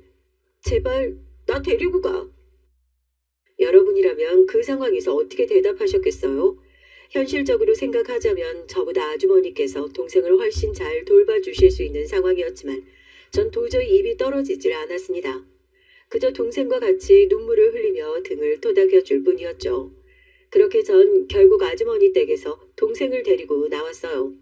숙식 제공이 되던 봉제 공장에서 나와 지금껏 모아뒀던 돈으로 작은 단칸방을 얻었고 공장 근처에 있던 작은 수선집에서 일하게 됐습니다. 동생은 함께 살기 시작한 이후로 저와 약속했던 대로 학교도 열심히 나가고 공부도 착실히 하며 지냈어요. 공부에 큰 뜻이 없었던 저와 다르게 동생은 머리가 좋았습니다. 중학교 내내 전교권의 성적을 내더니 고등학교에 입학하고 나서도 반에서 1등을 놓치지 않았죠. 그런 동생은 저의 자랑거리였고 수선집 사람들에게 항상 동생 얘기를 했어요. 제가 동생 얘기를 꺼내려고만 하면 다들 질렸다는 듯 손을 내저을 정도였습니다. 비록 일하느라 몸은 고됐지만 동생을 생각하면 힘이 났습니다. 동생은 언제나 자신 때문에 고생하는 제게 미안하다며 꼭 좋은 대학, 좋은 회사에 들어가서 언니 호강시켜주겠다는 말을 달고 살았어요. 그렇게 동생은 결국 명문대학교에 전액 장학금을 받고 입학하게 됐고 살고 있던 지역과 멀어진 터라 기숙사에 들어가게 됐죠. 동생이 떠나고 나니 그제서야 제 인생을 챙길 여유가 생기기 시작했습니다. 그때 제 나이가 30살 가까이 되었었지만 한 번도 연애는커녕 남자와 가까이 지내본 적도 없는 쑥맥이었어요. 그런 제가 처음으로 관심을 가지게 된 남자가 바로 남편이었습니다. 남편은 제가 일하던 수선집의 손님이었어요. 정기적으로 와서 매번 큰 거래를 하는 모습에 사장님께 저분은 뭐 하는 사람이냐 물으니 근방에서 큰 옷가게를 운영하는 사장님이라고 했어요. 처음엔 그저 작은 관심이었지만 마주치는 횟수가 늘어날수록 점점 대화도 많이 나누게 됐고 남편도 제게 어느 정도 호감이 있어 보였습니다. 그렇게 남편이 먼저 데이트 신청을 했고 첫 데이트 날 남편의 권유로 술을 마시고 잔뜩 취한 상태로 밤을 같이 보내게 됐어요. 전 그 뒤로 남편과 조금 더 진지한 사이가 될 줄 알았지만 남편은 그날 이후로 수선집을 찾아오지 않았습니다. 시간이 좀 흐르고 나서야 세상 물정 모르던 제가 이용당했다는 사실을 알게 됐죠. 그렇지만 그 상황에서 제가 할 수 있는 일이 뭐가 있었겠어요. 그저 그렇게 없던 일로 묻어두고 지내려던 차에 몸이 조금 이상했습니다. 혹시나 하는 마음에 임신 테스트기를 해보니 선명하게 두 줄이 뜨더라고요. 임신 사실을 알게 되니 머리가 멍했습니다. 이 일을 어떻게 해야 하나 한참을 고민하다가 결국 사장님께 물어 남편이 운영하는 옷가게를 찾아갔죠. 생각보다 더 큰 규모의 입구에 들어설 때부터 저도 모르게 주눅이 들더라고요. 오랜만에 만난 남편은 임신 얘기에 버럭 소리를 질렀습니다. 임신을 했다고? 어디서 다른 놈이랑 뒹굴고 와서 지금 나한테 덮어 씌우려는 거 아니야? 네, 맞아? 평생 당신 말곤 남자 손 한 번 잡아본 적 없어요. 하늘에 맹세코 당신 아이 맞아요. 저도 설마 아이가 생겼으리라고 생각도 못했어요. 요즘 몸이 좀 이상하길래 혹시나 했는데. 100번 양보해서 내 애가 맞다 치자. 그래서 뭐 결혼이라도 하자는 거야? 당연히 지울 거지. 내가 수술비는 내줄게. 아니요. 저 애 지울 마음 없어요. 어떻게 그렇게 쉽게 생명을 지울 수 있겠어요? 전 애 낳을 거예요. 단호한 제 말에 남편은 제발 지워라. 너 같은 여자랑 결혼할 생각 없다며 계속해서 폭언을 쏟아냈지만 전 결코 아이를 지울 생각이 없었습니다. 남편과 결혼하고 싶어서가 아니라 이미 제 뱃속에 생겨난 생명을 사지로 내몰고 싶지 않았어요. 저를 버리고 가신 부모님처럼 책임감 없는 행동을 하고 싶지 않았거든요. 그렇게 한참 동안 실랑이를 벌이다가 결국 먼저 손을 든 건 남편이었습니다. 결혼을 약속하고 처음으로 시부모님께 인사드리러 간 자리에서 시어머니께선 제 얼굴에 물을 끼얹으셨어요. 고아의 수선집 직원이란 변변찮은 직업, 혼수 하나 제대로 해올 수 없는 형편의 며느리를 마음에 들어 하실 리가 없었기에 어느 정도는 예상했던 일이었습니다. 어디 이런 천박한 년이 몸을 함부로 굴려서 애를 배. 어쩌다 저런 일한테 발목을 잡혀서 결혼을 하게 됐을까. 아이고 우리 아들이 뭐가 부족하다고. 아이고 내 팔자야. 물이 뚝뚝 타고 흘러내리는 볼을 쓸어내리며 애써 말을 삼켰어요. 시어머니 말씀대로 남편에 비해 제가 몹시 부족한 여자인 건 사실이었으니까요. 당시엔 저와 아이를 받아들여준 시댁 식구들에게 그저 감사해야 한다고 생각했습니다. 시부모님께선 상견예고 결혼식이고 전부 생략하고 혼인신고만 하고 시댁에 들어와 살라고 하셨어요. 살고 있던 단칸방을 정리하고 시댁으로 들어가던 날 오랜만에 동생에게 전화를 해 제 결혼 소식을 알렸습니다. 동생은 여전히 기숙사에 살며 대학교에 다니고 있었고 장학금을 받아 제 도움 없이 지내고 있었거든요. 잘 지내지? 실은 나 결혼하게 됐어. 늦게 연락해서 미안해. 갑자기 결혼한다고? 지금까지 그런 얘기 한 번도 없었잖아. 언제부터 만났어? 뭐 하는 사람인데? 상견례는 언제 하고? 미안, 그동안 너무 정신이 없어서. 만난 지 몇 달 안 됐는데 옷가게 사장님이야. 시댁도 잘 살고. 상견례랑 결혼식은 생략하기로 했어. 어차피 상견례에 올 사람도 너밖에 없잖아. 그냥 바로 혼인신고 올리고 시댁에 들어가서 살려고. 오늘 집도 정리했어. 상견례는 그렇다 쳐도 잘 사는 집이라며 결혼식은 왜 생략하는데? 뭐야 언니, 제대로 된 사람이랑 결혼하는 거 맞아? 솔직히 말해, 무슨 일이야? 동생은 뭔가 이상하다는 걸 눈치챘는지 꼬치꼬치 캐묻기 시작했고 결국 전 남편과 있었던 일을 얘기해주며 혼전 임신이라는 사실을 알렸어요. 걱정스러운 목소리의 동생에게 어디 멀리 가는 것도 아니고 그냥 새로운 식구들이 생기는 거다. 결혼 후에도 여전히 난 네 언니고 우리 관계엔 변함이 없으니 도움이 필요하면 언제든 편하게 연락하라는 말을 덧붙이며 전화를 끊었습니다. 그렇게 전 시댁에 들어가 살게 됐고 시어머니가 원하시는 대로 수선집 일도 그만두고 살림을 하기 시작했어요. 시댁에서 전 거의 가정부나 다름없는 존재였습니다. 시부모님과 남편의 삼시세끼 식사는 물론 설거지와 뒷정리까지 전부 제 몫이었고 집안 청소며 빨래며 심지어 시댁에서 키우던 강아지 산책과 목욕까지 집안일이라면 전부 제게 떠넘기셨죠. 시부모님께선 두 분 다 몹시 입맛이 까다로우신 분들이라 한 끼도 허투루 드시는 법이 없으셨기에 매일 3가지 이상의 반찬을 바꿔가며 차려내느라 허리가 휠 지경이었습니다.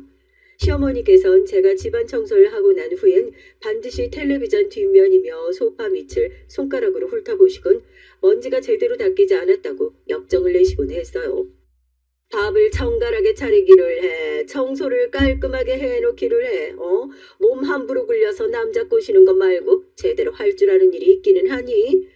부모가 없어 가정교육을 못 받고 자라서 저런 건지 내가 전생에 무슨 죄를 지었길래 저런 애를 며느리로 받았을까? 저도 사람인지라 시어머니께서 쏟아내시는 막말에 화가 날 때도 있었어요. 그렇지만 전 언제나 고개를 숙이며 참았습니다. 당시에 전 바보 같게도 계속해서 참고 견디면 언젠간 시댁 식구들이 절 며느리로 인정해 주실 것이라 생각했거든요. 이제 와서 돌이켜보면 아무 의미도 없는 짓이었죠. 시어머니께선 몹시 사치스러운 분이셨는데 남편이 벌어오는 돈의 대부분을 호화스러운 골프 여행이나 비싼 명품들을 구매하는 데 사용하셨어요. 물론 남편의 가게엔 장사가 꽤 잘 됐기에 시어머니께서 무분별하게 돈을 사용하셔도 당장에 큰 문제는 없었지만 장사가 언제까지 잘 될 것이란 보장은 없었으니까요.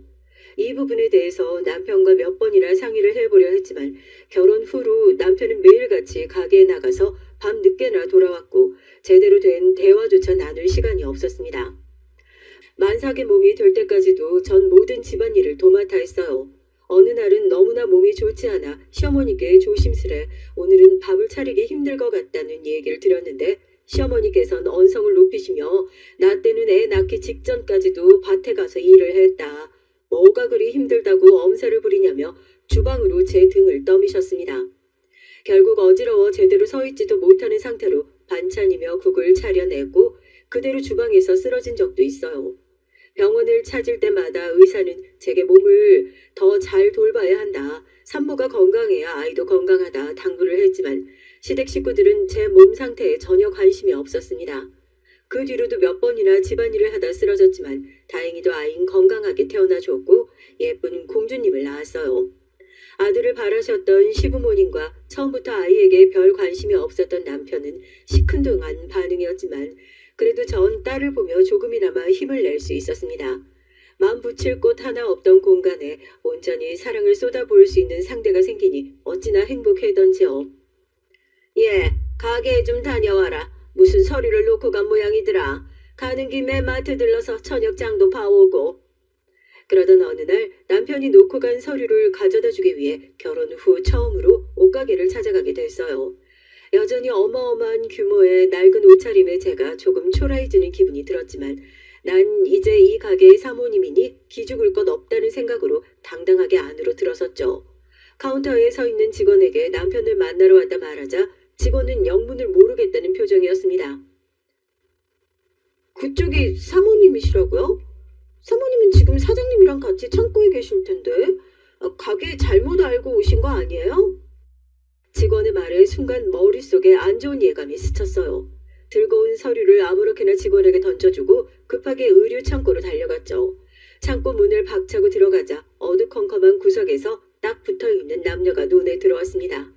다들 예상하셨듯이 당황한 표정의 남편과 불륜녀였죠. 불륜년 한눈에 봐도 예쁘장한 얼굴에 날씬한 몸매가 저와는 비교도 되지 않는 미인이었어요. 순간 제 자신이 너무나 초라해지더라고요. 온몸이 부들부들 떨릴 만큼 화가 나는데 목구멍으로는 아무 소리도 나오질 않고 결국 쏟아지는 눈물에 한마디 말도 하지 못하고 그 자리에서 도망치듯 달려나왔습니다.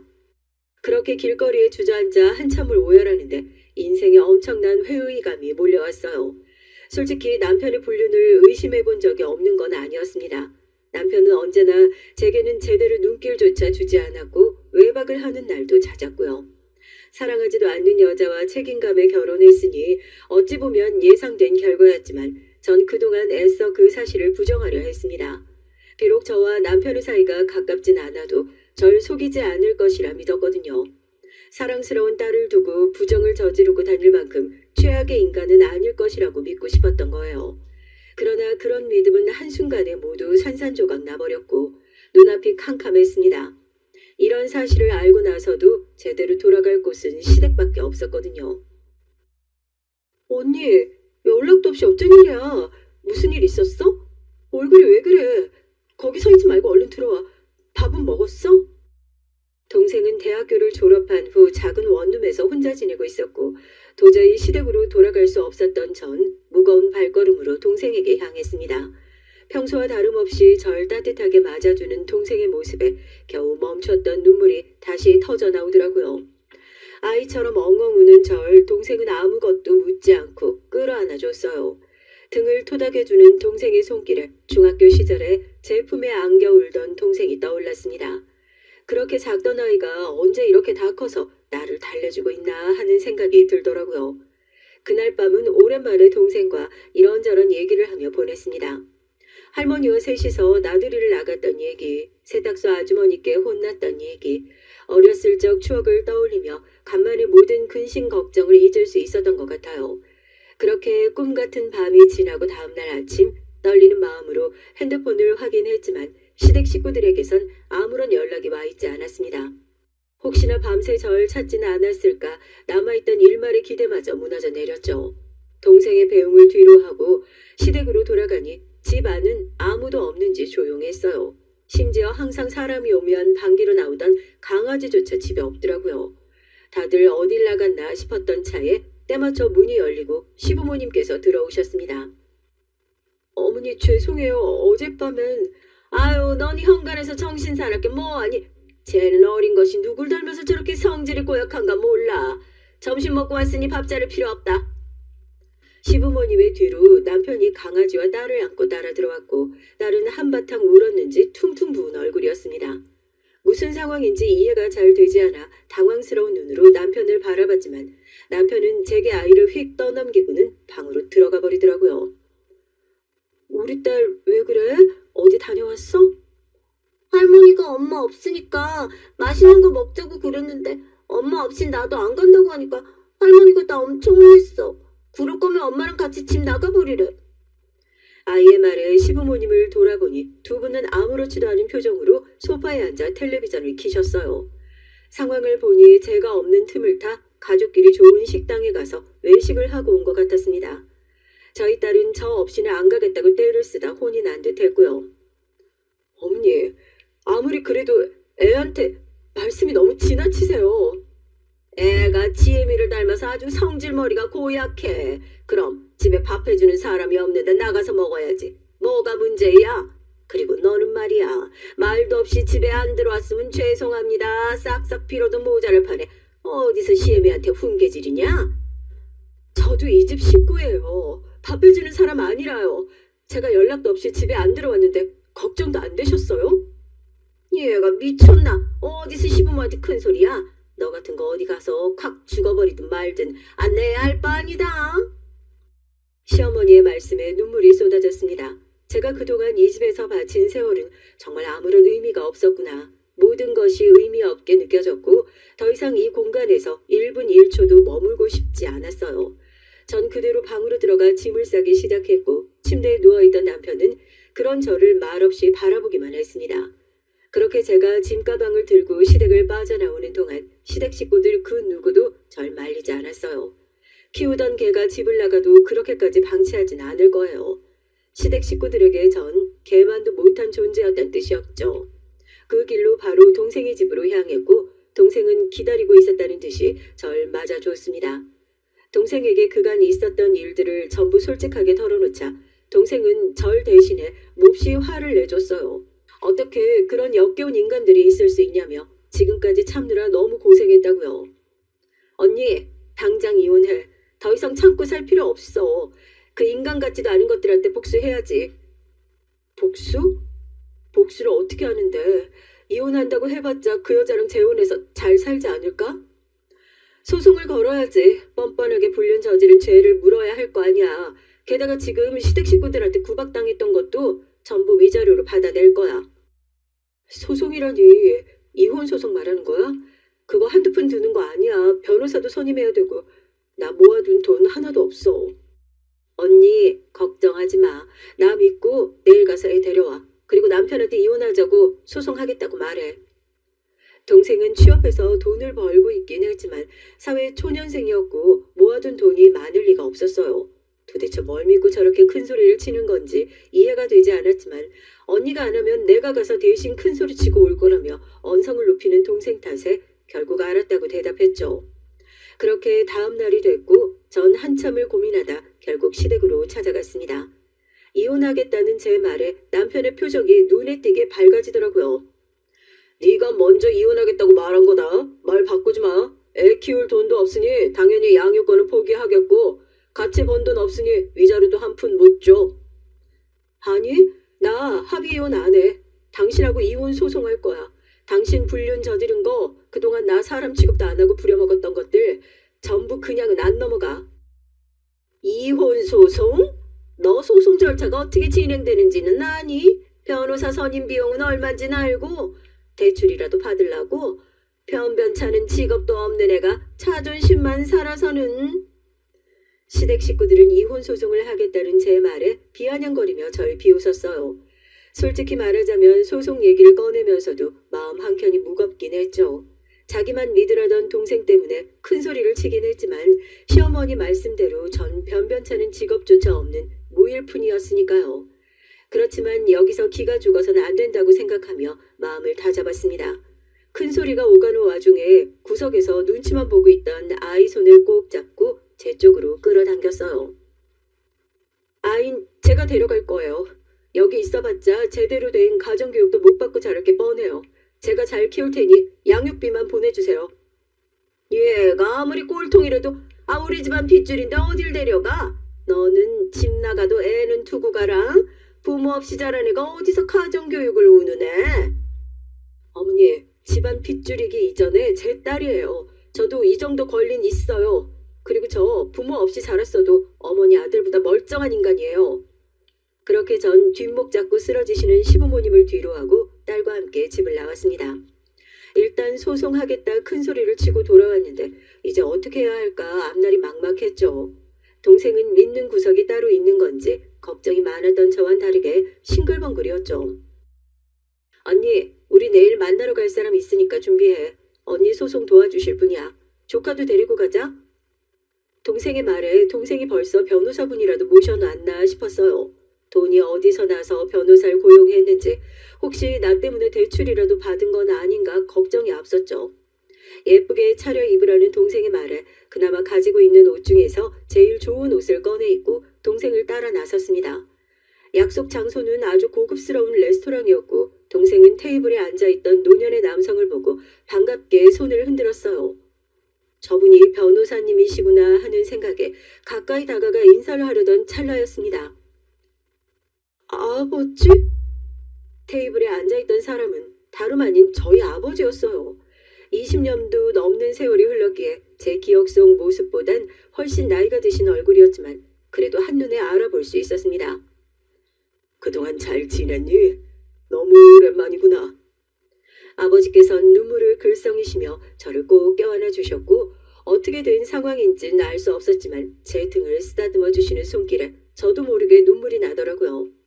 오랜만에 느껴보는 가족의 온기에 그렇게 한참을 울었고 조금 진정되고 나서야 그간의 얘기를 들을 수 있었습니다. 아버지께선 젊을 적부터 사업에 대한 야망이 크셨다고 해요. 저희 어머니와도 사업에 대한 견해 차이로 이혼을 하셨고 그 뒤로도 많은 어려움이 있었지만 꾸준히 본인의 꿈을 이루기 위해 달려오셨다고 합니다. 그렇게 사업이 순조롭게 자리를 잡나 싶었던 시기에 잘못된 선택으로 빚더미에 오르셨고 당시 함께 지내고 있던 할머니와 저희들에게 피해를 입혀서는 안 된다는 생각에 도망치듯 집을 나서셨다고 해요. 눈앞이 깜깜했지만 아버지께선 포기하지 않으셨고 정말 마지막 기회라고 생각하며 당시 의류 공장을 운영하고 있던 친구와 함께 다시 사업을 시작하셨습니다. 그렇게 처음엔 작은 크기의 공장으로 시작했던 아버지의 사업은 점점 규모가 커졌고 현재는 전국으로 의류를 판매하는 유명한 회사가 되어 있었어요. 처음엔 솔직히 아버지의 얘기가 믿기지 않았죠. 그렇게 성공했으면 지금까지 왜 할머니와 우리를 찾지 않았냐며 원망스럽게 따지기도 했죠. 그러나 아버지께선 사업이 어느 정도 자리를 잡은 뒤로 꾸준히 저희를 찾아다녔다고 하셨습니다. 어머니께서 돌아가신 뒤로 너희 소재를 찾을 수가 없었다. 시설에 들어간 것도 아니고 동네 사람들 말로는 세탁소에서 자랐다는데 내가 갔을 땐 세탁소는 이미 문을 닫은 지 오래였어. 그렇게 아버지께선 백방으로 저희를 찾기 위해 노력하셨고 결국 동생이 다니던 대학을 통해 연락이 닿았다고 합니다. 처음 연락을 받은 동생은 아버지께 이제 와서 아빠 노릇하래도 늦었다. 언니랑 나는 고아라고 생각하고 자랐고 앞으로도 그럴 테니 다시는 연락하지 말라며 전화를 끊어버렸다고 했어요. 그러나 아버지께선 본인의 잘못을 누구보다 잘 알고 있다며 너희가 부담스럽다면 먼저 연락하지 않을 테니 이제라도 아빠 노릇을 하게 해달라고 부탁하셨어요. 사실 정말로 다시는 연락할 마음이 없었는데 언니 얘기 들어보니 아버지께서 이 타이밍에 나타난 게 하늘이 정해준 운명이 아닐까 싶어서. 그동안의 사정을 알게 되신 아버지께선 무슨 일이 있어도 소송에서 이기게 해주겠다며 이혼 전문 로펌에 연락해 가장 유능한 변호사를 선임하셨다고 했어요. 소송 준비는 변호사들이 알아서 할 테니 넌 그저 마음 편하게 쉬고 있으면 된다. 그간 얼마나 고생이 많았니? 못난 부모 탓에 이제 다시는 그런 취급받고 살게 하지 않으마. 그렇게 아버지의 도움으로 이혼 소송 준비가 시작됐고 제게 아버지라는 든든한 지원군이 생긴 줄 꿈에도 모르던 시댁 식구들은 소장을 받고서야 놀라 제게 연락을 해왔어요. 남편은 이제라도 소송을 포기하면 이해심 넓은 본인이 참고 살아주겠다며 소송 비용이 얼만지나 알고 일을 벌이는 거냐 큰 소리를 쳤죠. 제가 홧김에 소장을 보내긴 했지만 조금 겁을 주면 결국 꼬리를 내리고 다시 시댁으로 들어올 것이라 생각했던 모양입니다. 그러나 전 시댁 식구들의 연락에 일절 답장을 하지 않았고 소송이 준비되는 동안 아버지가 구해주신 아파트에서 딸과 함께 아주 오랜만에 편안하고 안락한 시간을 보냈어요.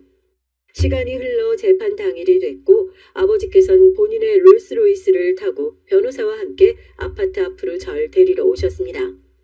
생전 처음 보는 값비싼 차에 전용 운전기사까지 분에 넘치는 대접에 몸둘 바를 몰라 하자 아버지께서는 앞으로 자주 보게 될 테니 익숙해지라며 웃음을 지으셨죠.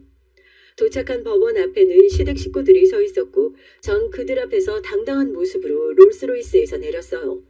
당연히 초라한 모습으로 법원에 나타날 것이라 생각했던 제가 롤스로이스에서 최고 변호사의 아버지가 사주신 명품들을 온몸에 휘감고 나타났으니 시댁 식구들 입장에선 얼마나 당황스러웠겠어요. 그런 시어머니의 표정은 난생 처음 봤습니다. 마치 못 볼 것이라도 봤다는 듯 입을 떡 벌리시곤 아무 말도 못하시더라고요. 전 그런 시댁 식구들을 쌩 지나쳐 먼저 재판장 안으로 들어갔어요. 당연히 재판은 볼 것도 없이 제게 유리하게 흘러갔습니다. 이혼 소송은 생각보다 절차가 복잡하고 시시비비를 가리기 어려워 2차, 3차 재판까지 가는 경우가 많다고 하던데 저희 소송은 전혀 그럴 필요가 없었어요. 남편이 그동안 육아에 제대로 참여하지 않은 점을 비롯해 가정에 소홀했던 점, 부부관계에 의무를 다하지 않은 점, 시댁 식구들이 그동안 절 정서적, 신체적으로 학대해왔던 것, 불륜 사실 등이 모두 정확한 증거들로 입증됐고 절 무시해 제대로 된 준비조차 해오지 않았던 남편은 쏟아지는 증거들과 몰아세우는 저희 측 변호사의 변변찮은 변론 한마디 해보지 못하고 재판이 마무리됐어요. 남편은 친권과 양육권을 모두 빼앗기게 됐고 엄청난 위자료와 양육비를 제게 지급하게 됐습니다. 그렇게 후련한 마음으로 법원을 나서려는데 제게 화가 잔뜩 난 남편이 달려와 손을 잡아챘어요. 너 뭐야? 그 옷차림이며 롤스로이스며 변호사는 또 무슨 돈으로 데려왔어? 어디서 돈 많은 늙은이라도 꼬셨냐? 자네 지금 내 딸한테 뭐 하는 짓인가? 당장 그 손 못 놓겠나? 법원 밖에서 기다리시던 아버지가 다가와 호통을 치시니 남편은 깜짝 놀라며 고개를 숙였어요. 딸이라뇨? 아니, 사장님께서는 여기 어떻게... 예상 밖의 전개에 놀라 어리둥절한 표정으로 서 있는데 남편은 너무나 당황스러운 얼굴로 저와 아버지를 번갈아 쳐다봤어요. 알고 보니 남편의 옷가게가 저희 아버지께서 운영하시던 의류회사의 가맹점이었더라고요. 세상에 어떻게 이런 우연이 있을 수 있을까요? 여러분께선 이 기막힌 운명이 믿겨지시나요? 절 그렇게 주눅들게 만들었던 남편의 옷가게가 다름 아닌 저희 아버지께서 운영하시던 회사의 가맹점이었다니요. 아버지께선 이 사실을 소송 준비 초기에 알게 되셨지만 일부러 지금껏 숨겨오셨던 거였습니다. 혹시나 잘못을 뉘우치고 사과라도 해올까 참고 있었는데 역시는 역시구만. 자네 같은 역겨운 인간이 우리 회사 옷을 팔게 둘 순 없네. 당장 가게문 닫게. 사장님, 아니 장인어른, 죄송합니다. 제가 죽을 죄를 졌습니다. 한 번만 다시 생각해 주시면... 아버지께선 더 들을 필요도 없다는 듯이 제 손을 잡고 그대로 등을 돌리셨어요. 뒤늦게 상황을 파악하신 시부모님과 남편이 뒤를 쫓아오며 애걸복걸 애원을 했지만 아버지께선 들은 척도 하시지 않고 차에 올라타셨죠. 그렇게 집으로 돌아온 후에도 남편에게선 계속해서 연락이 왔습니다. 심지어 시어머니께서도 그동안 해왔던 말들은 전부 진심이 아니었다. 네가 내 며느리가 된 건 인생 최고의 축복이었다며 마음에도 없는 소리를 하시더라고요. 남편은 평생 그간의 일을 사죄하며 살 테니 다시 돌아와 달라 애원했지만 당연히 전 돌아갈 마음이 없었죠. 나중에서야 알게 된 사실이지만 아버지께선 이혼 소송을 준비하시면서 불륜녀에게도 소송을 거셨다고 하더라고요. 남편이 유부남이란 사실을 알고도 만남을 지속한 점, 남편의 가게에서 부인 행세를 한 점 등이 명백히 증거로 남아 불륜녀에게서도 엄청난 위조료를 받게 됐대요. 전에 듣기론 내세울 것이라고는 외모밖에 없는 술집 여자였다고 하더라고요. 얼마 전에 길을 지나다 보니 남편의 옷가게가 있던 자리엔 커다랗게 임대종이가 붙어 있었습니다. 시어머니의 사치 탓에 제대로 모아놓은 돈도 없었을 텐데 아마 위조료를 낸 후엔 완전히 빈털터리가 됐을 거예요. 전부 본인이 자초한 일이죠. 전 왕년에 수선실을 다녔던 실력을 살려서 아버지 회사에서 일하고 있습니다. 집안일이나 남의 뒤치다거리가 아닌 제가 줄곧 꿈꿔왔던 일을 하는 지금이 너무나 행복해요. 저희 딸도 무럭무럭 잘 크고 있고 동생도 좋은 회사에 취업해 잘 지내고 있고 아버지와도 일주일에 한 번씩은 만나 함께 식사를 하고 있습니다. 어렸을 적부터 지금까지 정말 많은 고생을 하며 자라왔지만 그래도 지금 이렇게 행복하려고 그런 시간을 보내왔던 건가 싶어요. 여러분도 지금 힘든 세월을 보내고 계신다면 고생 끝에 낙이 온다는 말을 생각하며 힘내셨으면 좋겠습니다. 긴 얘기 들어주셔서 감사합니다. 다들 행복하세요.